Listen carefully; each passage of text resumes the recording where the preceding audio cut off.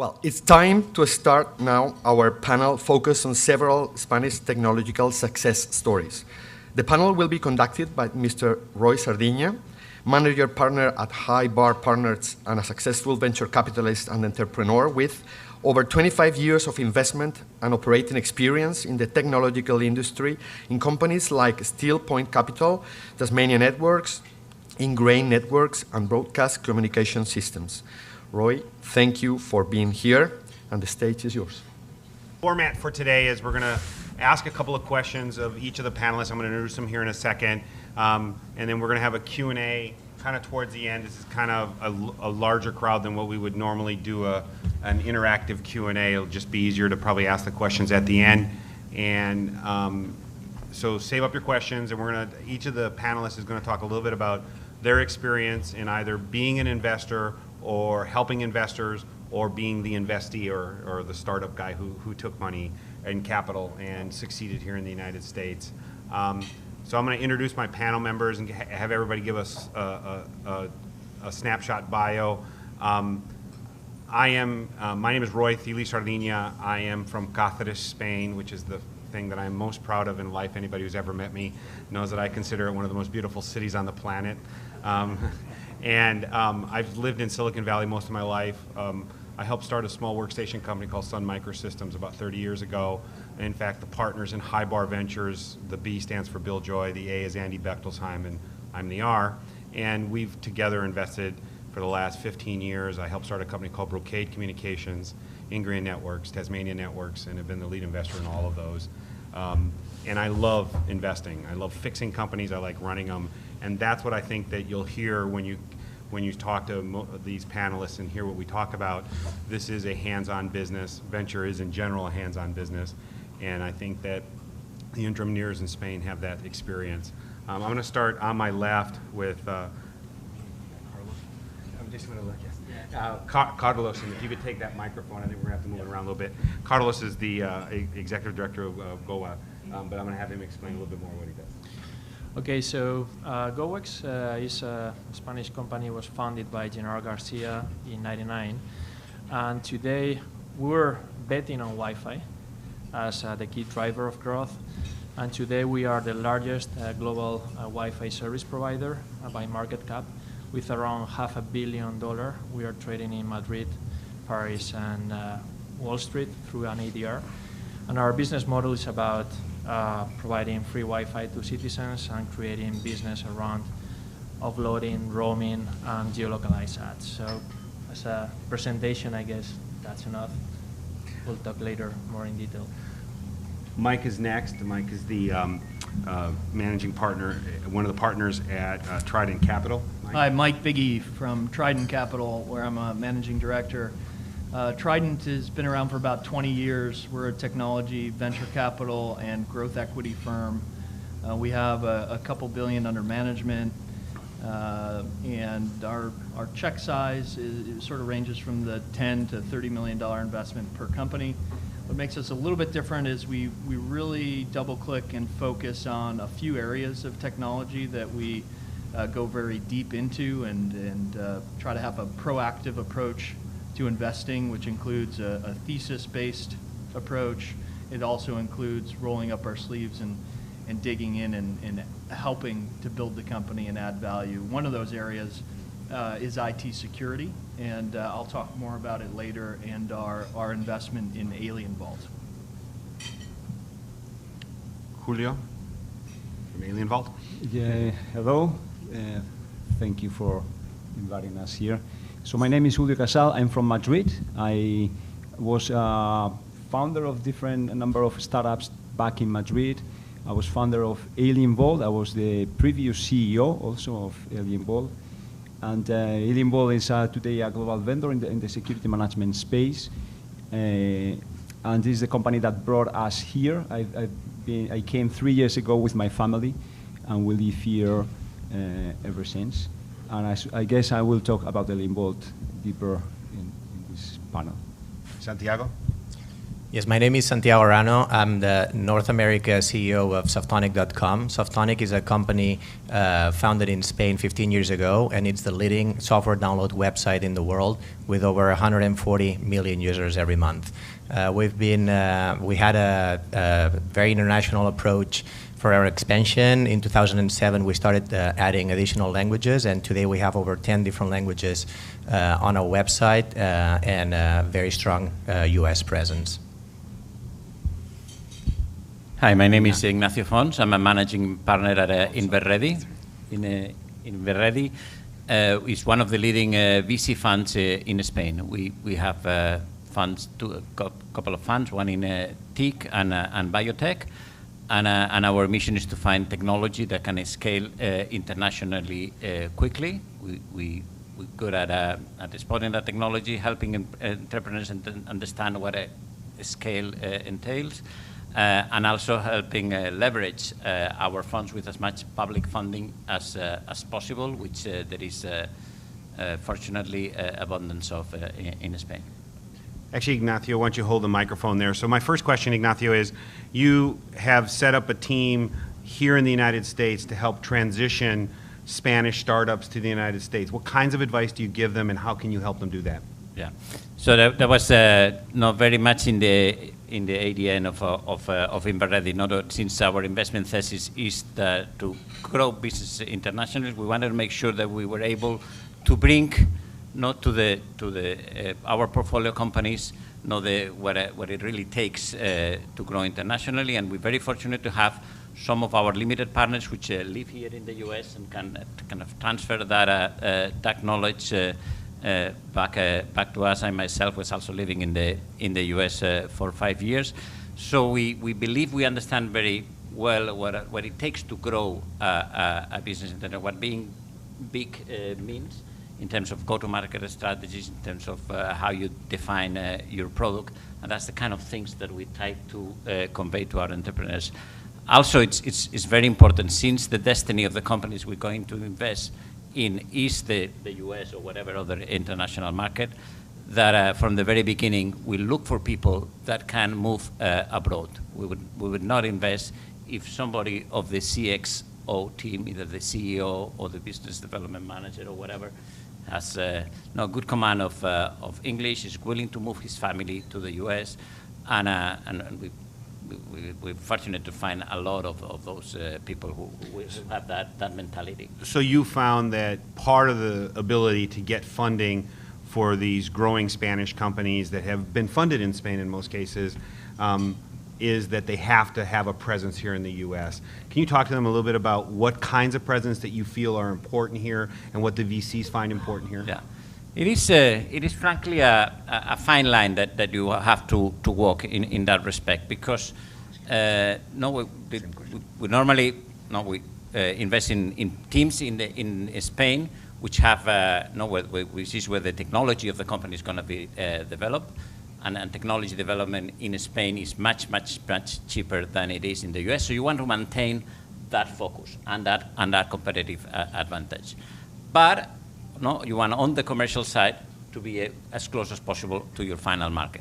So the question arises always of when do you have to make the move? When do you take the CEO or the marketing manager of the company and move it to the US? If you do it too early, you're going to find yourself that is spending an unnecessary amount of money on getting traction for your product that you could much better do in Spain at a much lower cost. So our recommendation to our portfolio companies is try to get your first lighthouse accounts, your first customers in Spain, get enough traction so that you understand how your product works and test the technology, and move only to the US when you have those kind of successes to talk about. That is going to make it then much more efficient to you to kind of and actually, I wanted to ask Julio kind of the same question from the other side. Julio moved to the United States once his company did have traction, and talk to us a little bit about how big it was and why you felt the move to the United States was important and what you gained by doing it at the time you did.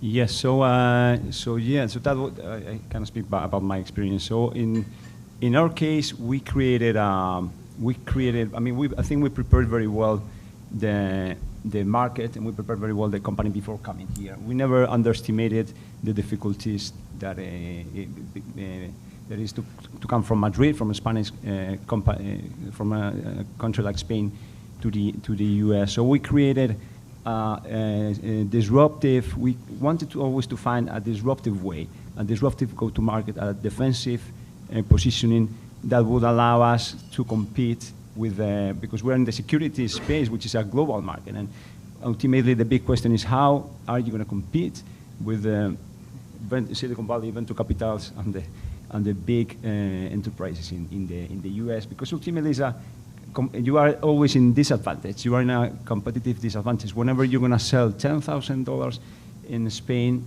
your competitor in the US is going to sell maybe $1 million. So how do you break that situation? So in our case we went for a search. We always wanted to do a product, but only when we found that product, but also a go-to-market and a disruptive path, a different way, which in our case was open source, to create a community, to create a different model than our competitors.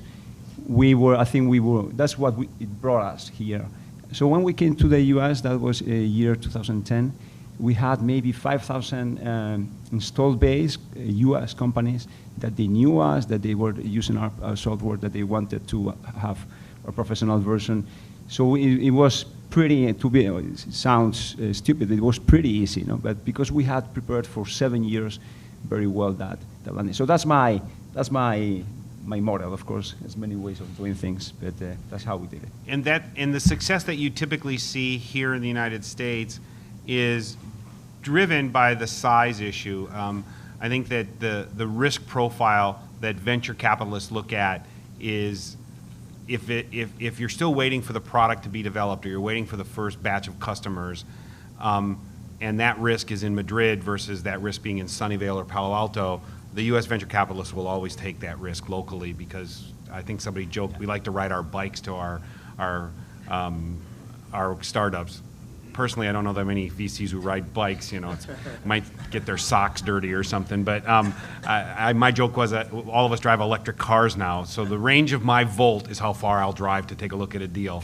And I think that that's one of the fundamental changes we've seen in the size of the companies coming from Spain. They've become more mature, and before they get here, and it's easier to invest when they're more mature because you lower the risk profile. I'd actually like to ask Mike, who did the investment in Julio's company, kind of what the risk profile looked like for them and why they were willing to take that risk as opposed to doing a deal locally here, which is the low-hanging fruit for most VCs. Mike? Yeah, sure. So first off, one thing about Trident is another thing that makes us different is we actually do get on planes and fly to some portfolio companies. But actually, in the case of Alien Vault, we actually reached out to Julio. It was not Julio reaching out to us. So we had been tipped off by a few of our friendly chief security officers in our network of relationships, and a couple of the more forward-looking security analysts that we should take a look at this company from Spain called Alien Vault. So we reached out to Julio, and it was sort of lucky timing because he had just moved here to the U.S. And just started looking for U.S. venture capital and a U.S. executive team to join him. And at that point, we started to get to know Julio. And to what he mentioned earlier, what was critical to us to sort of take the next steps and dig in was the traction that they had built globally. So more and more, I think you'll hear from other venture capitalists in the room and around the world, is we're more interested these days, even as much as a unique technology, in a unique go-to-market strategy, right? And that was critical for our investment in Alien Vault, which we had a thesis in security management for probably 6 or 7 years, and it was unique technology, but it wasn't, earth-shattering, rocket science that Alien Vault had invented, but it was this open source platform that had really seeded the market with the Alien Vault name, and sort of product. So that's what initially attracted us to AlienVault.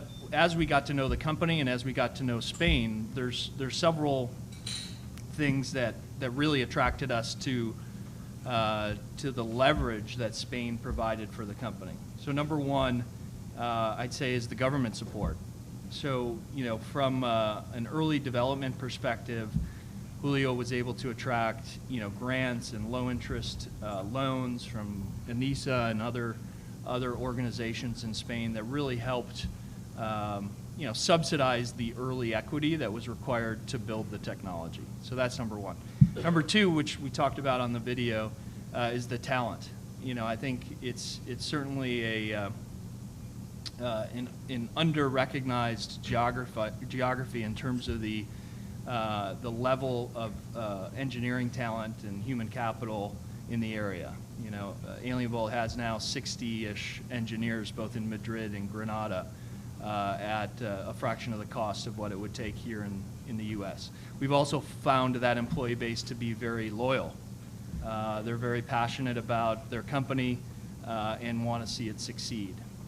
You compare that to here in the Valley, where it's very easy to switch companies and go to the next hot consumer internet company, and so that's valuable to us. And then a couple others. We mentioned the mature local VC presence. That's very important for us to have a feet on the ground that's helping to monitor the engineers there and the development of the company early on. And then lastly, AlienVault is a global company, and Latin America is a key market for any global company these days. And that bridge that Spain provides to get to Latin America, we thought was extremely valuable. So those are some of the things that really attracted us once we dug in to the leverage that Spain provides. On the human capital front, I think that we've all seen, and we were discussing it last night, that the development organizations in Spain, you see it as a dominant play. Alien, where 60-ish people in Madrid and Granada. We've seen a number of startups with people in Barcelona and Madrid and Valencia and stuff. I know that you came here to help transition what was technology developed in Spain to the United States. I'd like you to talk a little bit about your experience in doing that and why you left what you guys left in Spain and have brought here, because there's a transition where parts of your organization end up coming here, and if you could just fill us in a little bit, Santiago, on what you did and how you did it. So our approach and our presence in the U.S. it's mainly marketing and sales. Our engine for the company is actually located in Barcelona, in Spain. We have over 280 people sitting in Barcelona, and we have all our developers and all our editorial team, our content editors are sitting in Barcelona. We have, I think it's a great asset for us to have all the editorial team is probably the hardest thing for us to find in terms of quality of editors. We have over 80 editors that coming from 32 different nationalities. This is something that it would be very hard to find here, and probably also very expensive. This is actually something that it's a great asset and a great value for us. And something when we actually came here in 2008, initially it was an approach to the market to see what happens. We already had some clients. We already had a lot of traffic here in the U.S., and we wanted to see how the product and how the service actually ended up resulting here in the U.S. What we found is that we needed to localize and we needed to adapt the product and the service to the U.S. market. So one of the first things that we did is we started hiring editorial teams local here that were actually U.S., so that we started generating U.S. content, or content which we understood was better localized for the U.S. market. So that's a little bit our approach to the U.S. market, and we sort of do that a little bit internationally the same way. We start with sales and marketing, and when necessary, for instance, in countries like China and Japan, where we also have presence, is we also hire local content editorial team members. Thank you, Santiago. Go ahead. Yeah, if you allow me, there is something else I would like to add. You talk about government support, which was important for for Alien, and you talk about access to people and talent, which is those things exist for sure in Spain. There's a third one which I want to also to highlight is the university network that we found very worthwhile for some of our companies.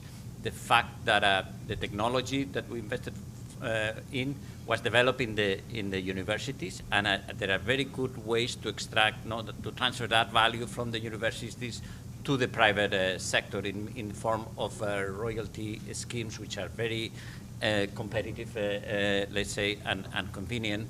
And we believe that's another great source of value. The fact that the system may not be as mature as in other countries makes those transfer of technology from the universities to the private sector very efficient. You've seen companies in the video like Indices that was after Inverredi was invested also by Intet Capital, and a lot of the technology that was developed in this voice recognition is in fact in collaboration with the University of Sevilla.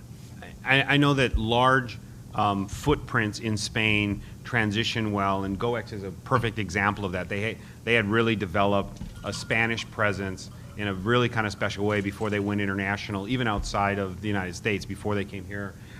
Carlos, can you talk a little bit about what presence you guys had in Spain before you went outside and how you grew that?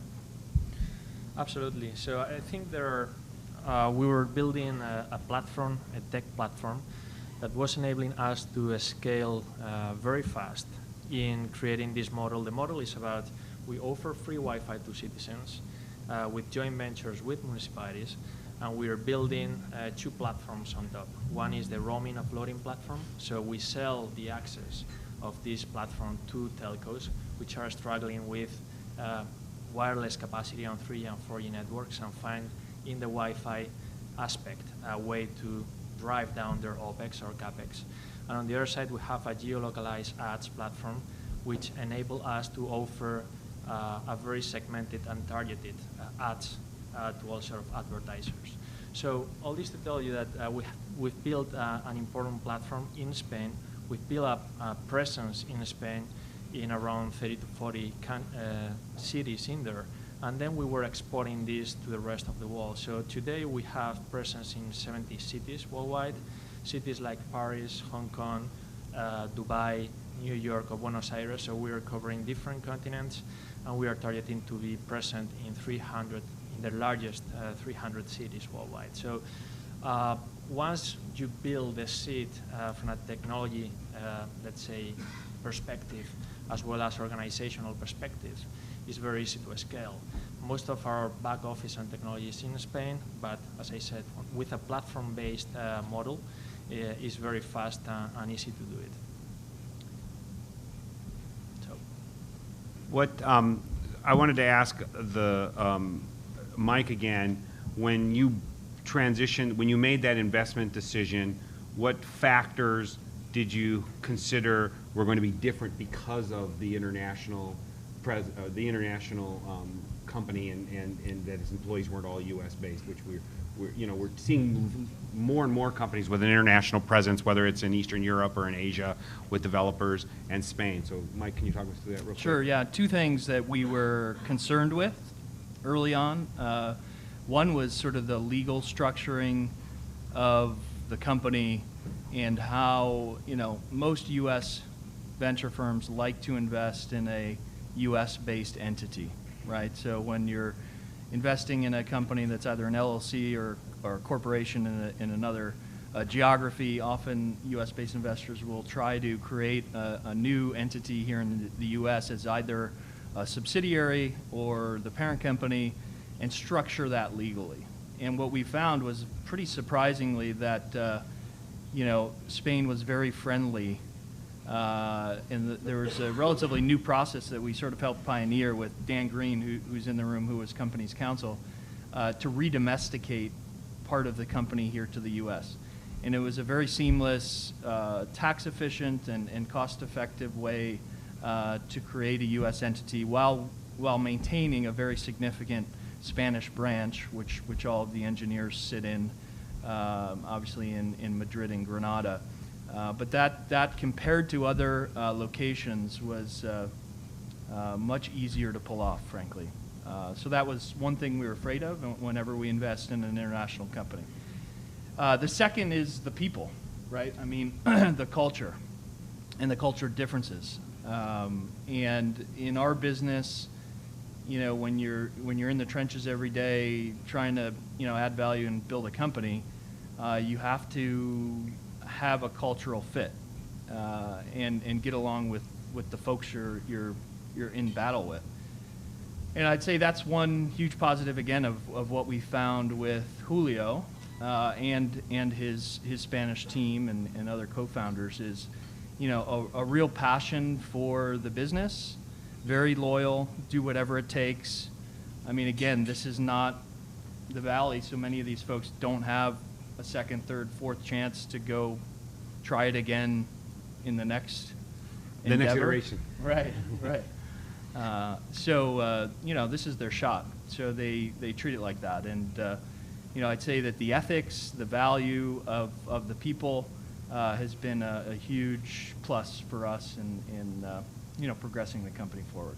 Ignacio, how do you prepare some of the companies? Because I know part of your whole job here is to prepare them to enter the U.S. market, whether to find money or literally just enter in the sales market. I know you have a team here on the ground to help do that, as of the Spanish Tech Center, which is in San Francisco. Talk to me a little bit about that transition and what you guys do to get them ready for it.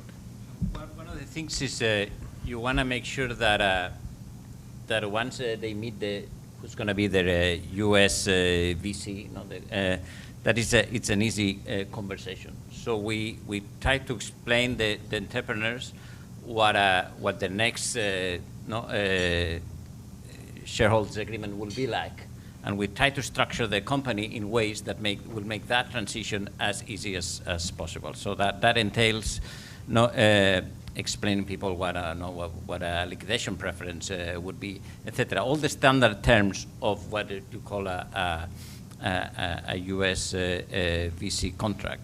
And so that would be one of our missions, preparing them so that that's an easy conversation, structure the deal with them initially so that this transition will not be difficult, making it not as standard, as vanilla, if you like, a contract as possible. And you know, it requires some forward thinking, no? Because since the market, the finance market in Spain may not be as mature as here. No, there's some people who have the temptation to do strange things, and then it's like shooting on your feet, no, because you're not preparing the company for the next round. So that's something which we take really carefully, and transfer that to. In Santiago, you've obviously been part of that transition. Were parts of that transition more or less difficult when you brought not only your technology but your staff here to the United States and you hired here in the U.S.? We actually opted not to bring anyone from Spain. Yeah. Besides you. Besides me, exactly. So it was a choice that I made at the time. I thought that it was important for us to, in order to be successful in the U.S. market, it was important for us to hire American local people so that we would learn how to market this market from here. Right now, we are starting to bring some people. As we're growing, now we're 15 people here in the U.S. Now, some people related to marketing and sales are coming pretty often, and we're also starting to bring some people from the content team, editorial team. But basically, our approach has always been to have local people here. Mike, was that a factor for you? How many people came over? Did you guys think about that when you made your investment, or? You know, it's. The hard part, and Julio can talk to this better than I, is getting back to that culture word, is trying to instill the notion of one company as opposed to a brand new, sexy U.S. location with, you know, a Spanish development arm, right? So maintaining that culture, and you know, we've tried to do some things like bringing developers and engineers over for a couple weeks. And having them, you know, almost intern-like for a couple weeks and get a sense of the U.S. location, you know, the executive team, and just get a taste for the U.S. and sort of rotate that in and out. That was something that has been helpful. But it was important at the stage AlienVault was, which was, I give Julio a lot of credit. He stood up and said, okay, we're at the point now where we can move to the U.S. I'm going to move to the U.S. My co-founder is going to move to the U.S. and we're going to attract U.S. capital and a U.S. executive team. And that takes some thick skin to do. But he did that. So it was important to have, the U.S. presence of him here. But other than that, the most important thing was this notion of one company that's really hard to pull off. I don't know, Julio, if you wanna add to that. Yeah. So yes, I think it's from AlienVault was a world trip, no, from very tiny small company to the Silicon Valley today. Silicon Valley venture capital, Silicon Valley exit team. So from all that phases, all that changes, all that, there were lots of challenges. At the beginning it would be technological, then it would be, when we came here, it was about positioning. It was so competitive. It was really about, but then it came to the human factor. When we did this hybrid dual company, we have half of the employees in Spain and all the front end, sales and marketing here in the US, and there's an incredible distance in kilometers and miles, but also in language and cultural. So it's surprising how complicated it is. I would say my last year and a half, I spent it in that transition, in that human, working on the human factor, on the dynamics of the.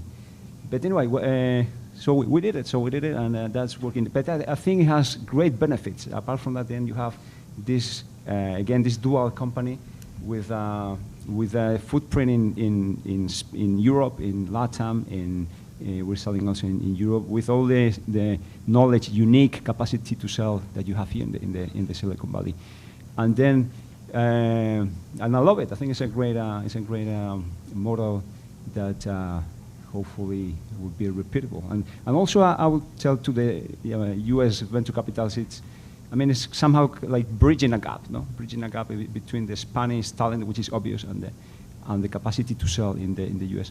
But if you do it, then you can have a great benefits in many situations, but also in the valuations. I think it's attractive should be for venture capitals to look in. It's not as competitive at all as here, the venture capital world. It's really, really less money and less venture capital, so that can be also attractive in that way. Yeah. Carlos, I wanted to ask you on this globalization. We heard from Santiago that they needed editorialists in each of the countries that they moved to, in the territories, to be more local. You clearly have a local issue around how you advertise and how you monetize your Wi-Fi, international Wi-Fi networks. Can you talk a little bit about what that transition was like, and you chose to leave a significant part of your operating talent in Spain, and why you did that, both as an operational and financial issue? Yeah, absolutely. So it's pretty in line with what we were commenting before. We have a sort of tech factory in Spain, which is providing a very good quality work as well as cheap work. We have good engineers at a very good cost in there, while we have to balance that or complement that with commercial teams on a local basis, not only to close deals with local telcos, but also with local advertisers and municipalities. So basically what we are doing is balancing or complementing a big team in there with light teams bridging the gap on the commercial local level. And that combination is working pretty good. From a profitability perspective, we are in the 30% range EBITDA margin, growing 136% on net profit. So let's see that the model is demonstrating to work from a financial perspective. And one of the things that we haven't talked about here, but each of these companies has been able to leverage, is the fact that and I said it in the video, while there are 50 million Spaniards in the business, you're actually selling to the 500 million Spanish-speaking users in the world, and it's a great base to do so. When I was responsible for international sales at Sun, all of our internationalization and localization actually took place in Spain, as did several of the other companies we worked in. Can you talk a little bit about how you've taken that large platform in Barcelona and used it to penetrate Latin America? Because I know you've been very successful there. Yeah, we're market penetration in Latin America is focused mainly on Brazil and Argentina and Mexico. Since we're a company that started in Spanish, and most of our traffic comes from internet and search engines. Our SEO traffic has actually been very, very strong in Latin American countries. So what we decided when we started, Softonic was very, very local at the beginning. We were a very Spanish company, and when we started going internationally, after releasing the languages, we decided that we wanted to approach markets locally. We don't have a presence in Latin American market, but we do have a small office of one person managing the Latin America country from Miami.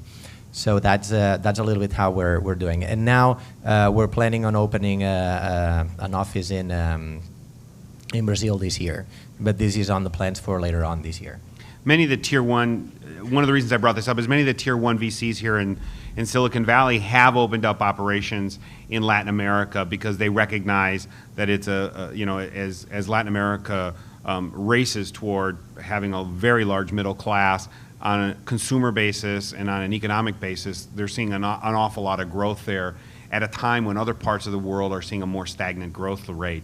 So to capitalize on that, one of the things that we really think is important and the Spanish government thinks is important is to understand that the foothold that you have in Spain can be leveraged mostly through international cooperation with large multinationals that are Spanish-based. I mean, I don't think any of you would doubt that somebody like Telefonica, who has a footprint in every Spanish-speaking country in Latin America, is subtle about the way they extract money from those countries. More than half of the EBITDA that came into Telefonica did not come from the 50 million Spaniards doing cell phone calls. Trust me on this. Their EBITDA is truly coming from Latin America, and they've learned to leverage it. And the Spanish government has, with Telefonica, done some rather innovative venture capital moves to allow Spanish companies to grow so that that technology can be brought there. And I think that the race towards some of the consumer deals that we're seeing here in the United States can be capitalized by people. Mike and I were talking about it at dinner last night.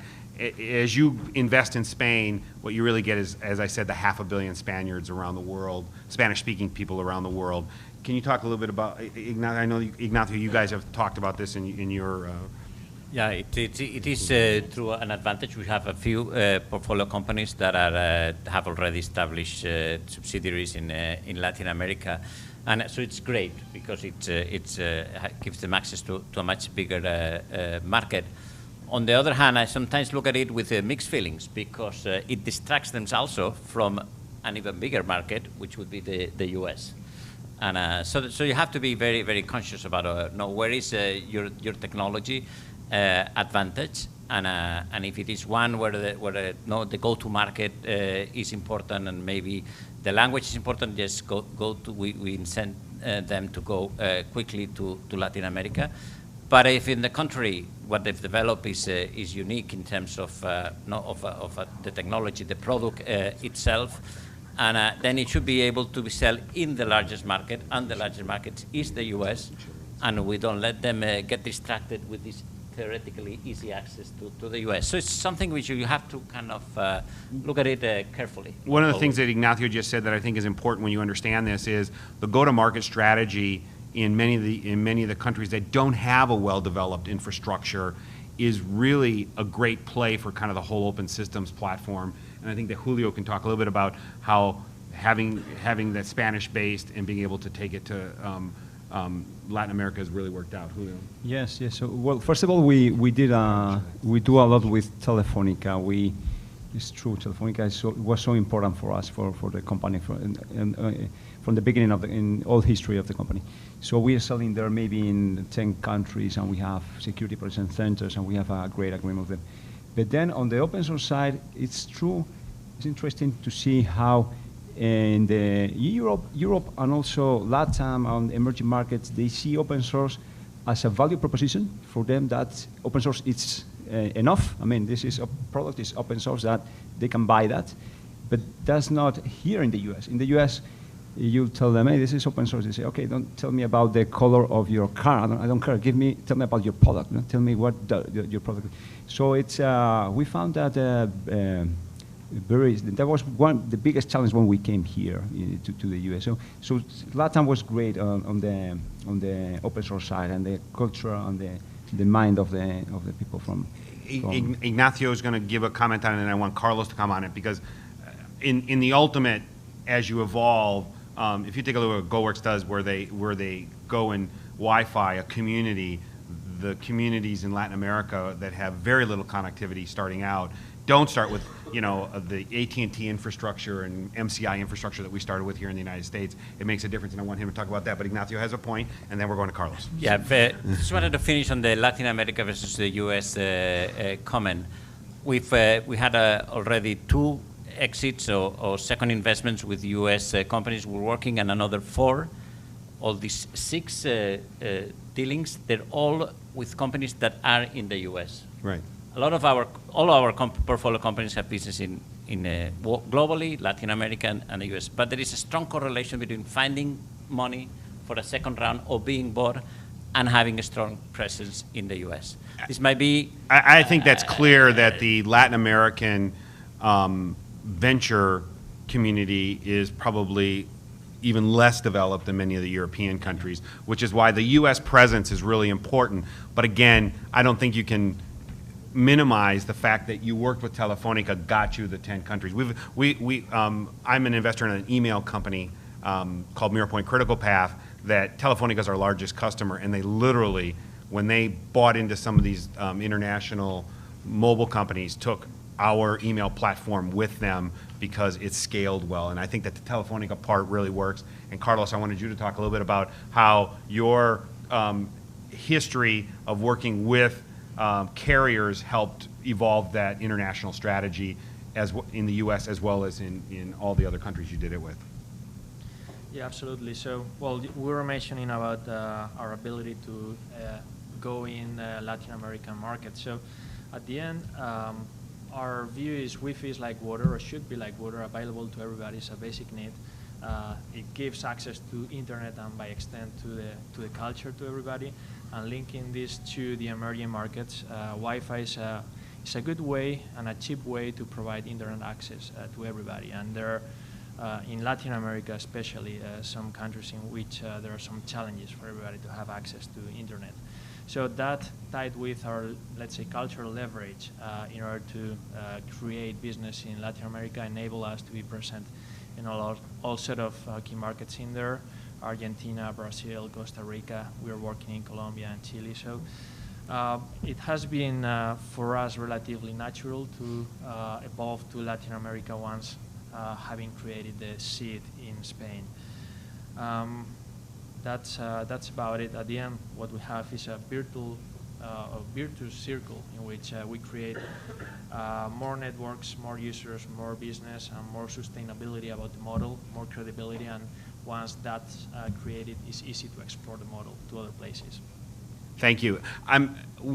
In the management of time here, I think what we're going to do is cut off some of the questions here. You've seen the general direction that we want to talk about. You saw it in the video, and I think that you understand, and many of you here are from Spain, the human capital, the high-tech human capital, the entrepreneurialism, and the growing VC community really has allowed the Spanish companies to grow and move here to the United States and move internationally. And we think that on a development basis, and a lot of people talk about how other countries have developed their venture capital industry. Israel is probably the most prominent of the kind of non-US markets where the venture capital community really took that technology and brought it to the US and brought it to Europe. We're seeing the same thing now happen from Spain. And several people in the room, Jorge and as many others, couldn't be happier, including me. I think that we are all flag carriers for what is 50 million of the hardest working people I've ever met. And I think that the ability to bring that technology to the United States and in a way that everybody profits, both the U.S. venture community, which has an insatiable thirst for money, and I'm using that term very kindly, as a member, I can vouch for all of my brethren. We are very greedy, thirsty people. And the ability for Spain to be able to take some awesome technology and let the rest of the world see it is happening at a much higher pace and in a more developed structure. I mean, I think that the laws of the government of Spain have made it easier to do much of this. The taxation system is making it easier to do this than many other countries in Europe. The German stories that I hear just make me want to cry. I own a company with, I can try to remember how many employees I have in Denmark, and I weep every time I get my tax bill from that startup in Denmark, because the cost of human capital there exceeds gold, as far as I can figure out. So I think that that's the hard part, is that telling that story to all of the people who invest from here and from Latin America and from Europe, that we have a very viable system. And I think that the people on this dais are indicative of that, the transition, their ability to bring it to the United States, their willingness to do it. Because walking away from your country, and while America's a great place, it's not nirvana, guys. If any of you have ever spent an evening in any of the large cities in Spain, I doubt if anybody could say we live better in Palo Alto than they do in most of those cities. And I have a mother who will vouch for that every day of the week when she runs home to Spain to see her family. So I think that that's part of the whole cultural thing, that they're willing to give that up to make this work, and we really need to recognize that. Does anybody from the floor have any questions for any of the dais members or panelists? Go ahead, yes? Hi, I'm Judy Eichelhart from the Rugby Forum, and we've actually had a chapter in Barcelona, Madrid for the last several years. I haven't heard one thing about the ecosystem of angel investing. Are you guys not interested in that? So her question was, does Spain have an angel investing? We haven't brought it up here, and most of the companies you're seeing here, just to answer part of it, we talked about this at dinner last night, most of the companies you're seeing here, their original investors were angel investors. The modest size investment that the angel investors in Spain do was really one of the issues. They had a large angel community. What they didn't have was the Everreadys of the world to get them to the next step before they tried to get bigger money from the U.S. And I think that the amount of investment, number of angel investors in Spain, and Ignacio, why don't you talk about it a little bit? It's growing, and it's a very healthy community. It's doing wonders for entrepreneurship in Spain. I think we owe it to this, as we said, the great talent and the people and so forth. But without the business angels, we wouldn't be where we are, because they are the ones who started all this. And really, it's a great community which is growing. It's sometimes also a competition for us, but it's a very healthy competition. We co-invest all the time with them. Yeah, and as I said, one of the things that we've brought up here is that the transition in size was one of the bigger issues. They've always had an angel investment community. Many of these companies were organically funded or funded by loans from the Spanish government. The problem was scale. They literally couldn't get big enough before they came here to come to the largest venture community in the world. And we've seen a transition with many of the government-funded fund of funds and the venture capital markets in Spain able to do an A or a B before they come here. It really helps to have that second step as opposed to just the angel funding. And any other, go ahead, follow-up question?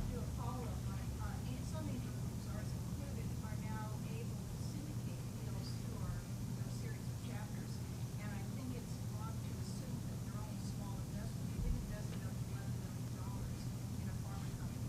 So I'm just throwing this out that people don't think that angels in your community. Thank you. Any other question? The next question, sorry. Go ahead.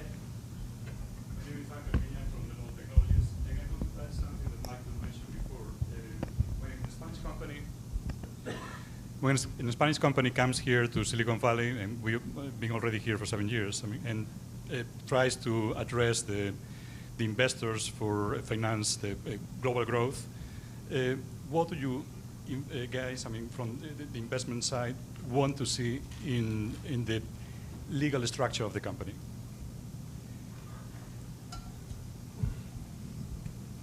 That's a case-by-case basis based on the investor. not always, but most of the time want to see a U.S. incorporated entity, usually Delaware, that we invest in. Now, from time to time, we've invested in offshore Indian companies because of the cross-border tax issues between doing business in India versus, the U.S. And so there's many different options, but it reduces, one additional obstacle if you have a friendly U.S.-based entity that we can invest in. I'd have to agree. We look for a U.S.-based entity, although you really have to be careful about the taxation issues.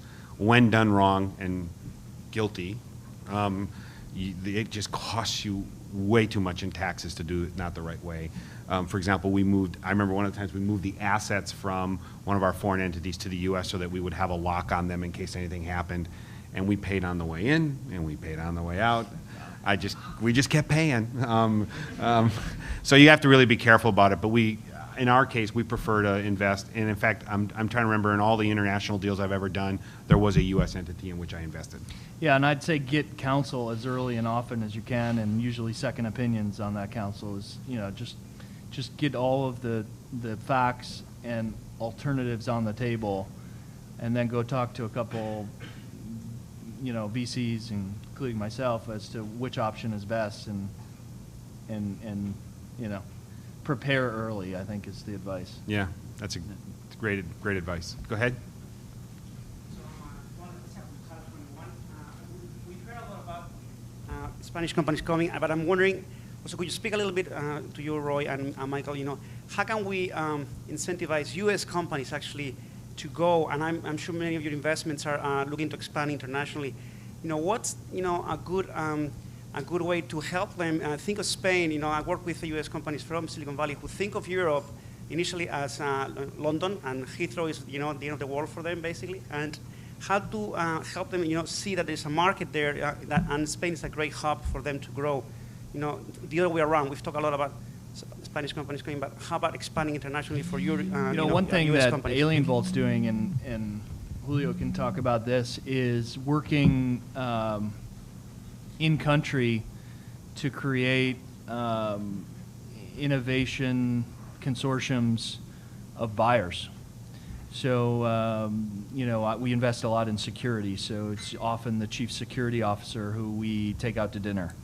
But getting a group of CIOs, CSOs from the large banks in Spain to create a consortium is something that would help attract a sales office in Spain, or attract enough attention, even connect the dots to a development office. If we get a couple customers there and a bunch of interest, hey, we're connected culturally, and that's a good first step. We've had a number of our companies go to Spain. It's difficult in that if you really think about the market size. If you think of Europe as a single market, it's the size of the U.S., but if you have to internationalize or localize for each of the countries, two of my companies actually went to Spain first because you get the leverage. You go to England first because you don't have to rewrite the code. If you wrote it in English, outside of a few bells and whistles, you're okay. But many of the deals we've done, we went to Spain second because you get the internationalization for Latin America, which is why I talk about it. I mean, my email company, for example, does most of the email in Latin America, and we do all of Telefónica's email. So, we have a very big office in Spain that we actually handle Latin America from Madrid rather than from the U.S. Yeah, so what Mike was referring to, because are you talking about, I don't know if you're talking about Europe or also LATAM. Yeah. Yes, I don't know if it's that easy to see Spain as a gateway to Europe. I don't know. London's much easier. London's a more English-speaking gateway to Europe. Let me just put it that way. But anyway, again, the problem in Europe is that you have all these different languages, cultures, and just you need a specific sales guys with a specific. It's complicated. But think about LATAM, for example. What we're doing, what Mike was saying. LATAM is huge. It's a single language, and there's a lot of affinity a lot of connection between the Hispanic community. So what we're doing now is a project that I'm involved in. We're creating a Hispanic community for security for the CISOs, Chief Security Information Officers, and we are creating this level of international connections. They don't have it in Spain. They don't have it in Argentina. They don't have it in. And we're creating this. It's just a group of mentoring, of networking, and it's working great. It's working great because I think you really very fast can make them interact and to get to connect and to get to, and ultimately you're trying to sell, obviously, your product. So maybe LATAM would be a great idea. I have a question there. Thank you. I gotta go, guys. So, question for Julio and for Santiago. It's the same for both. Could you give us one thing that you did in the case of Julio to make a VC call you and not you call the VC? And the question in the case of Santiago, could you tell us the thing that you did that it was key being a leader in your industry, in your sector, in the U.S. market? Thank you. Well, maybe it should be Mike answering that question, but I think, from my side, I think, as again I explained, we really did our homework, and when we came here, we had a company selling in maybe 20 countries. We had maybe 50 U.S. customers. We had the U.S. Army, good references. We had a global viral awareness. We were known across the world. So, and we were cash flow positive. so all that, I suppose all that is what Yeah, I would just add that, in case you haven't noticed, Silicon Valley is based about 95% on buzz. So I'd say be known, get the name out there, whether it's through customers or through analysts or through viral, community, social, create a buzz so that, when you knock on someone's door, more likely, or they call, or it's buzzed enough that they'll call you, but that if you do have to knock on the door, they've heard you before, and it's not just this random Spanish company that they've never heard of. So invest, not a ton of dollars, but invest the effort to get out there. I think that's important. And what we look for, is the validation point. So we touched on a lot of it, but the partnerships, the customers for sure, the references, the people that know your story, because the other thing we do is we don't make a decision. We call others and ask them how we should do it. And if other people know you and will validate you as a product, a company, a person, then that helps a ton. So those two things, sort of get out there and get validation points. The market validation, I don't know how Mike is, but I don't know how few calls I've ever taken as a cold call. If somebody does not call me and say, Roy, and they do it, Jordy calls me, or most of you have called me at some point or other and said, hey, I got a Spanish company coming, can you listen to what their story is and tell me what you think? If somebody didn't do that, I'd never hear the story. There are a few companies that we've reached out to. I know that when I was working for a big hedge fund in New York, we looked at a couple of Spanish companies that had created that buzz, and we reached out to them because we were a later stage investor. But on the early stage side, somebody's got to know us, or somebody's got to tell us to take that call. I have a filter on my mailbox, and I think I get 1,000 non-spams a day, guys. 1,000 non-spams a day. So the chances of me reading one of those in depth past the first line that says, Roy, remember I told you about this, is about that much. And I don't mean that as an insult. I mean it as a filter. We're going to have to end this. I actually have a boardroom full of people waiting for me to start a board meeting in about 2 minutes in Palo Alto, which is going to take a miracle. But let me quickly answer Santiago's question. For us, it's basically three things. It's the content quality.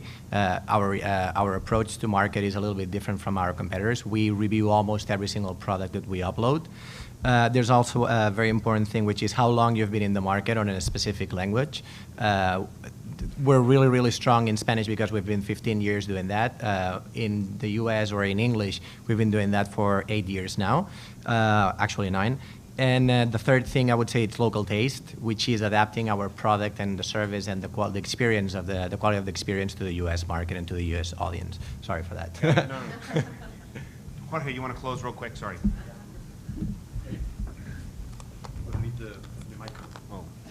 Well, yes, thank you all of you for your contributions. We're going to have a 5-minute break and then resume with the second panel. Thank you.